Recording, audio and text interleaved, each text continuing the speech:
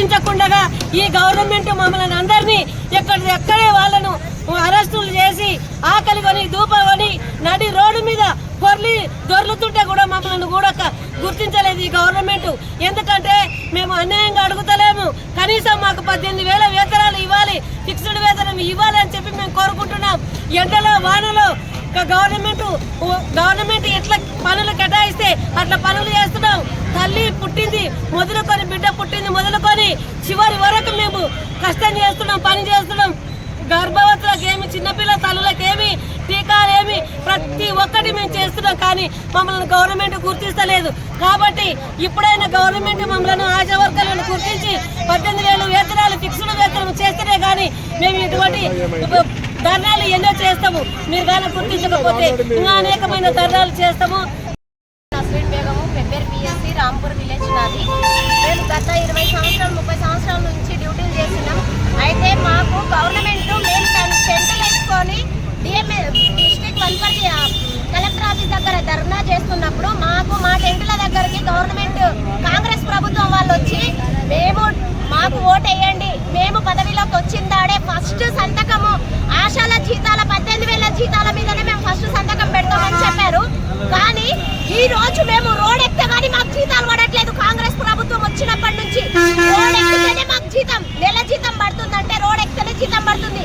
మాకు ANC target లేకుంటే bill తక్కువ పడుతుంది, మాకు గవర్నమెంట్ డెలివరీ లేకుంటే బిల్లు తక్కువ పడుతుంది. ప్రతిదీ మాకు ఉంటేనే చేసుకున్నంత వస్తుంది మాకు. కాబట్టి మాకు ప్రభుత్వం 18,000 జీతం ఇవ్వాలి, ఫిక్స్డ్ వేతనం 18,000 ఇవ్వాలి. మమ్మల్ని గవర్నమెంట్ ఉద్యోగులుగా గుర్తించాలి. మా దగ్గర కూడా మా ఆశాలులా ఇంటర్లు డిగ్రీలు చేసి ఏఎన్ఎం చేసిన వాళ్ళు కూడా ఉన్నారు. వాళ్లకు జాబులు ఇవ్వాలి, అర్హత ఉన్న ఆశాలకు ఏఎన్ఎం పోస్టులు ఇవ్వాలి. మాకు రిటైర్మెంట్ పెన్షన్ అనేది ఉండాలి. 5 లక్షల బీమా ఇవ్వాలి. 5 లక్షల బీమా ఇస్తామన్నారు. మాకు బట్టి ఖర్చులకు 50,000 ఇస్తామన్నారు. కాబట్టి ఇప్పుడన్నా గవర్నమెంట్ 27వ తారీఖు వరకు బడ్జెట్ సమావేశాలు జరుగుతాయి కదా, అందులో ఆశాల గురించి మాట్లాడాలని రేవంత్ రెడ్డిని హెచ్చరిస్తున్నాం. ఇది డిమాండ్, మాది రిక్వెస్ట్ కాదు, ఇది డిమాండ్. ఎందుకంటే బీఆర్ఎస్ ప్రభుత్వం ఉన్నప్పుడు కూడా 106 రోజులు మేము రోడ్డు మీదకి వచ్చి మేము ధర్నా చేసే మా జీతం ఇప్పుడు 9,900. కానీ అది కూడా జీతం కాదు, మాకు పని చేసుకున్నంత డబ్బులు పడుతుంది. కాబట్టి ఇప్పుడైనా వచ్చిన కాంగ్రెస్ ప్రభుత్వం మమ్మల్ని గుర్తించి ఇచ్చిన దొంగ హామీలు వెంటనే అమలు చేయాలి. మాకు హామీలు ఇచ్చారు కాబట్టి మేనిఫెస్టోలో ఉందని మేము అడుగుతున్నాం. కాబట్టి మాకు ఇచ్చిన హామీలు దొంగ హామీలు, అవి కాంగ్రెస్ వాళ్ళు ఇచ్చినవి.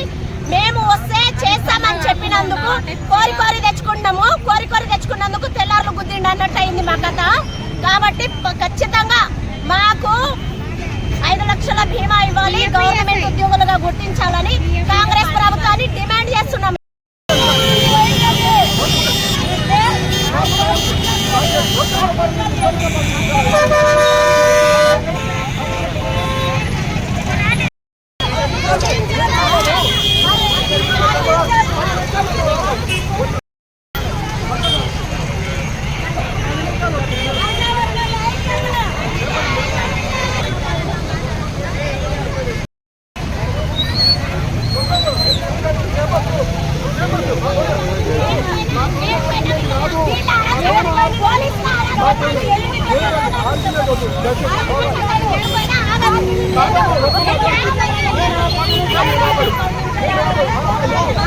Kalau